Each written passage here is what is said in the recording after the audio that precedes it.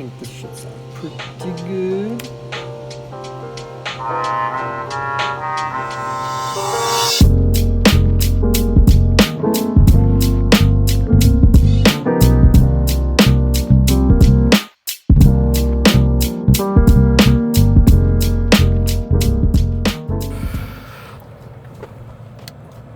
Episode, what is this, 8? Episode 8 today. We've got push day redemption. Last push day was a bit of a tragedy, all right? We still went pretty tough, but there's only so much you can do. So we've been working the forearms a little bit. We've rested pretty well. We've been not hitting the grip strength as tough lately. We've been trying to find movements where if we are grabbing, it's at least minimum. Like pull days, we were using a bunch of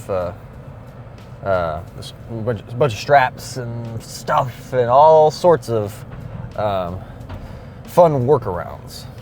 So that way today, push day can be as good as it can be. We've also got today kind of a shorter workout. Not in terms of like we're not cutting sets or anything. Just we got to go because I've got work at 7:30, I guess, and then I work until about 10 p.m. So it is currently 6:15. So we're gonna get this shit in. And yesterday, I mentioned that I wanted to start having, topics of conversation. And yesterday we kind of went over, some basic tips for beginners on, do you need supplements? If so, which supplements might work for you? Today, I'm gonna briefly talk about the different kinds of whey. Not the different kinds of whey, different kinds of protein powder, whey included. And because if you are new to the gym, you might walk into a GNC or even just a Walmart or Target, and you're gonna see a few options, all right? The most common ones you're gonna find are gonna be the normal whey concentrate. You're gonna see an isolate protein.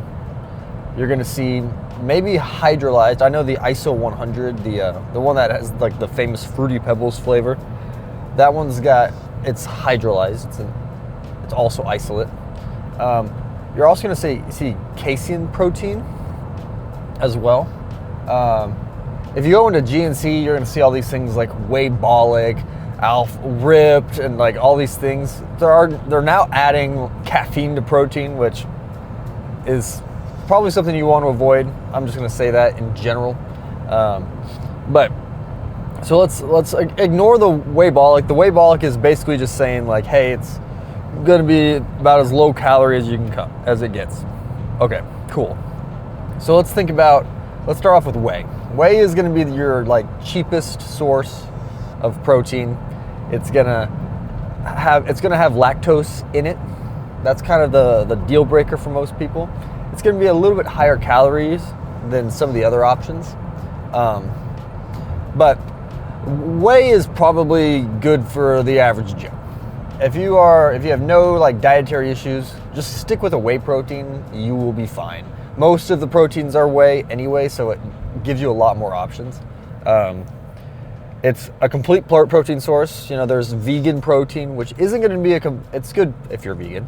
But if you're not going to be getting a complete protein source. So if you're not vegan or you don't have issues eating animal-based protein, just go for the whey. I promise you, it's going to be better in the long run. So whey is good for about everybody.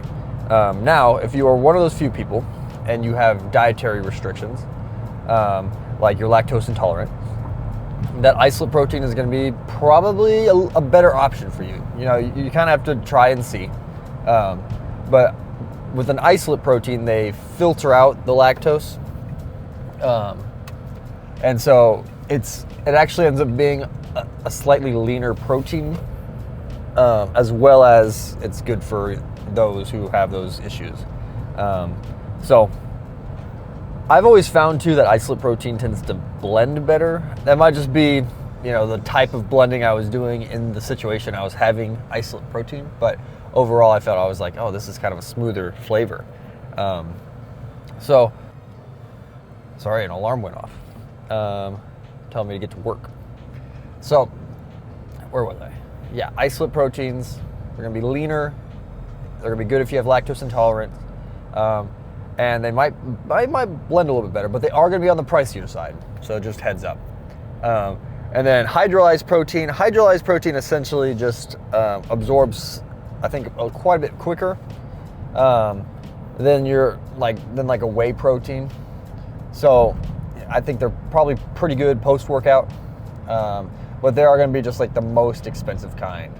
So they're a little bit on the rarer side, so I wouldn't stress too much about it. But if you want to go online and find some hydrolyzed protein, it's essentially the highest quality. But one of the overlooked protein, types of protein, is going to be that casein protein. Couple benefits to it. It's going to take a little bit longer to digest, to get into your system. So if you're using it as a meal replacement, it might work a little bit better because it's going to be digesting longer. A lot of people have casein protein at night, so that way if you are it doesn't keep you up as much as normal whey or isolate protein would. It's going to help you maybe sleep a little bit better if you have your protein shakes at night. And then that slow digestion is going to last throughout the night. You know what I'm saying? I've also heard that it's pretty good for baking. So if you're going to go off and bake some protein snacks or something, give casein protein, give it a try, but especially if you're going to be making something that's kind of supposed to be spongier, I think of cake. If you want to, let's say you want to make a protein cake, I think casein protein might be your best bet. It's a little less common. I know at GNC we only have a couple kinds, but I'm sure you can definitely find it online. All right, anything else I'm going to be saving for after the workout, because we got to get this shit going. I got to down my pre-workout. I down it at the gym. Don't do that. I get distracted. So, see y'all in the gym. All right. So, essentially today's going to be the exact same workout that we hit last push day. We're just actually going to do the exercises that we planned on doing. Last time I went at 10 in the morning, had a busier EOS, and that didn't work out too well. So we're hopping on the Smith machine. I've kind of mentioned this already, but we're hopping on the Smith machine right now because I don't have to hold the bar. I can just kind of keep my hands open, push the bar up. Don't have to worry about my grip strength, feeling awful. So let's get into a couple of sets here. See how it feels.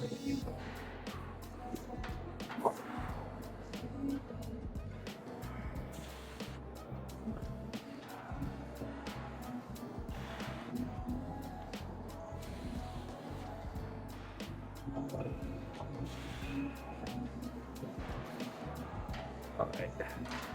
Yeah, it's feeling pretty solid. All right. And so then after this, we're going to go see if we can find the same machine, that same side raise machine. That'd be kind of nice. Also, as I watch these videos back, I am discovering some flaws in my form that I'm trying to work on, specifically with the incline press. Just working on keeping the leg drive more, thinking about it more as a leg extension, unless it's a hip thrust. I think it'll help target my chest more.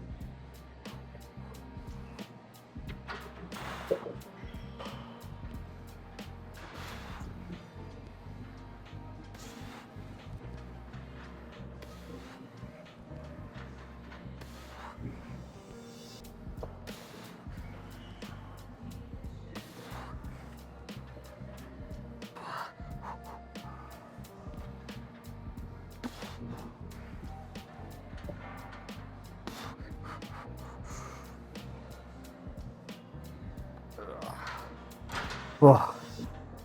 All right. Do 2 more sets with this. Probably just gonna meet you guys at the shoulder press. Or not shoulder press. Lat raises. Probably just record like 1 set everything today. Because we're flying. Oh, reliable. So, probably gonna sit here and do a bunch of sets on this. I think this might be one of my new favorite machines. I mean, obviously I'm gonna go back to dumbbell lat raises as soon as I can. But this is not that bad of a substitute, I'll say. All right. Same thing. After this, we're gonna go over and do some tricep push downs. And then we're gonna do some more. I think we're gonna do some chest flies today. I think those I feel pretty good. Come back, do some more of these, and then some overhead tricep extension. All right. And so yeah, probably just record a set of each because we got to go. Next up, got the more straight ones today.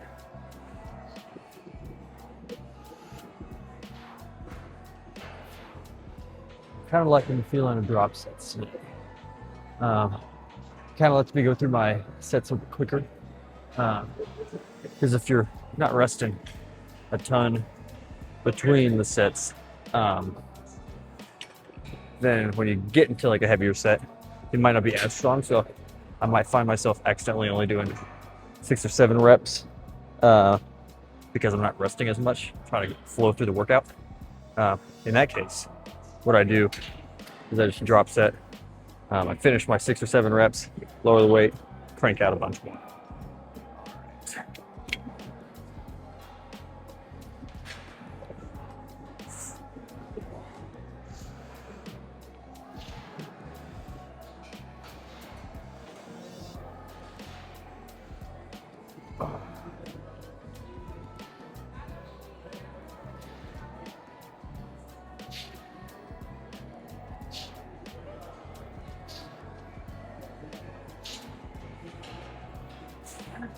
Either I'm getting a lot stronger or the weight's getting lighter. Let's bump this shit up. 65, let's not get greedy. But in no time, we're gonna be hitting the full stack. In no time. All right. So, kind of did everything else. Sorry, guys. But we're just gonna. Oh my gosh. See how we're doing. Oh my gosh. You can actually see. Oh my gosh. You can tell me a calorie deficit works? No way. That's crazy.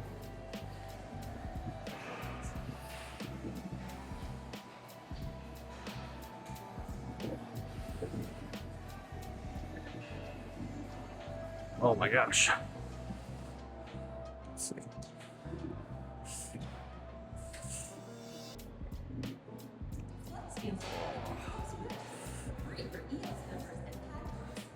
Lighting isn't great, but we'll take it. Push day was successful. I know you guys didn't get to see a lot of it. Sorry about that. But sometimes when you're in a rush, you just kind of have to do what you gotta do. Everything was hit pretty solid, I'll say. You guys missed out on a couple extra sets of the lat raise, as well as some other tricep extensions. But overall, pretty happy with how it turned out. Obviously, the physique is still a little flabby. I mean, that's to be expected. I think 10 pounds from now, I'll look completely different. I'm kind of getting pumped about that. And it'll be nice to have some videos to go back on to kind of track the changes we're seeing. Anyway, forearms are feeling a little rough around the edges, but nothing that's going to keep me from working out. So, still haven't found my ibuprofen. I think that we're just going to have to deal with it. But yeah, So, working a lot today. That's fine. Still got the workout in. Still going to get my steps in. Still going to get my meals in. No issues there. Tomorrow we're going to be doing a pole day. Yes. Pole day in the morning. I don't know what my work schedule is tomorrow. Pretty sure I work 7 hours tomorrow. So much better than what I'm used to. A lot more time to get stuff in. Got a Minecraft play date tomorrow night. Got to make sure I'm there for that. And then practicing. I'm on my way to practice right now after I do some of the work that I need to do at the school. That's what this is. I got to go up to school, make sure somebody's situated for like an event, and then I should be able to get some practice in before I have to go to GNC. Gunk. And gunk. GNC. Gunk. That's what they should call it. Gunk. But anyway, a little bit more about the protein habits that we want to develop. Obviously, you're aiming for a gram of protein per body pound. I don't think I can ever say this right. 1 gram of protein per pound of body weight that you weigh. It's kind of the gold standard, I think. I mean, I think you can get up to like 0.7 grams per pound of body weight. But aiming for a gram per pound, it's not a bad idea. Because it's kind of hard to overeat protein unless it's like really greasy and fatty, but that's not protein.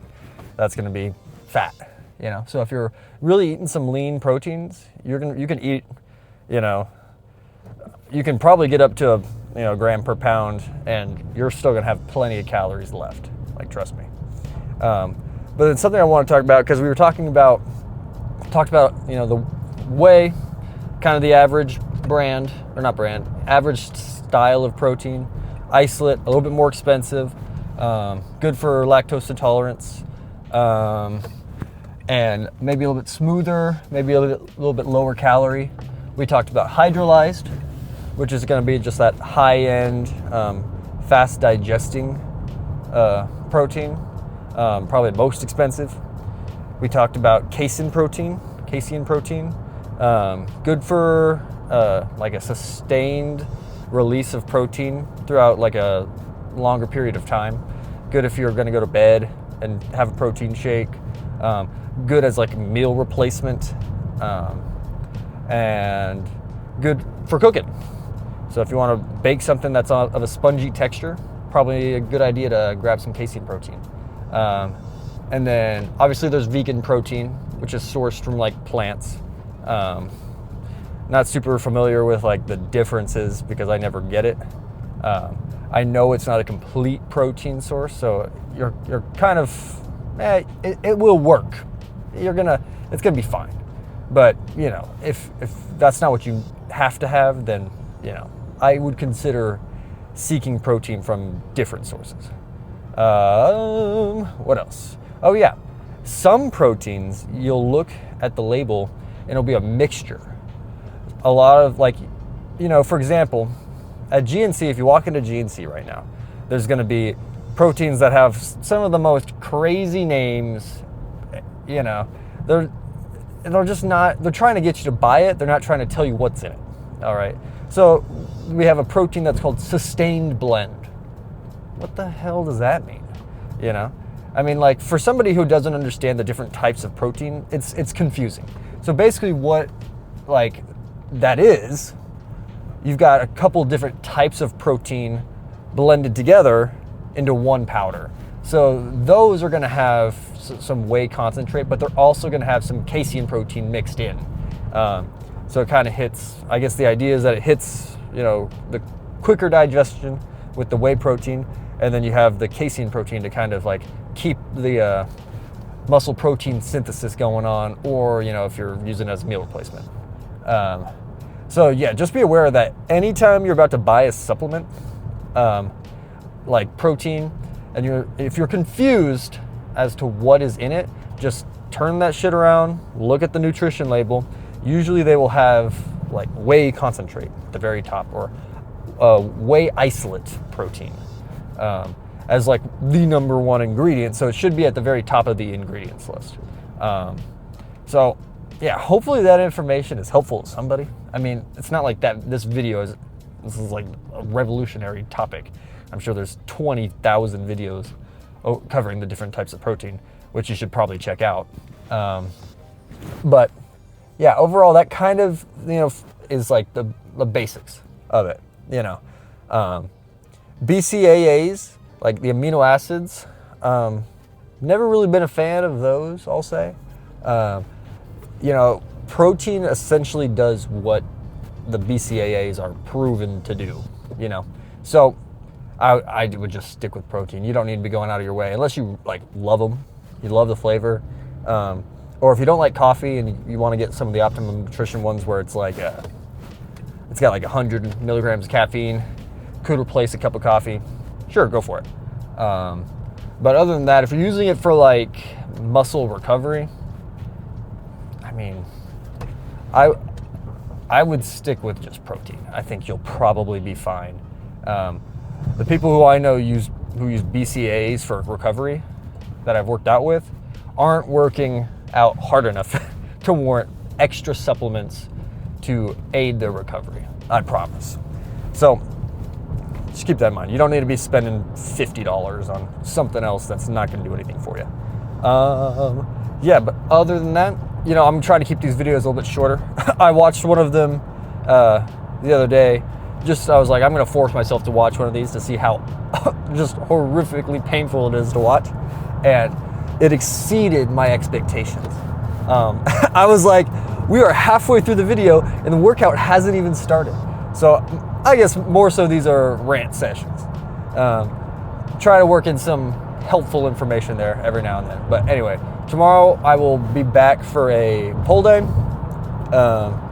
And then after that, it's gonna be rest day. For whatever reason, my rest days fall on Monday. I'm trying to look I might have to switch things around to find a day that is actually on a day that I don't like work, because I want to still do stuff on my rest days that are like content related, that might be fun to watch. Videos that are not like excessively boring to watch. So might have to switch things around at some point, because I think I don't know if I have a free day, to be honest. I don't think I have one day where I don't work, because usually I work. There's only 2 employees at GNC total, so like if he's not working, I'm working. So I'll just have to figure something out. I'll check out my schedule today. We often school starts this week, so I think I have like Tuesdays off of GNC, but then I have ensembles and chamber music, all the stuff that I have to do for actual school. So kind of blows, but we're gonna figure something out. How hard could it be? All right, I'll see you guys tomorrow.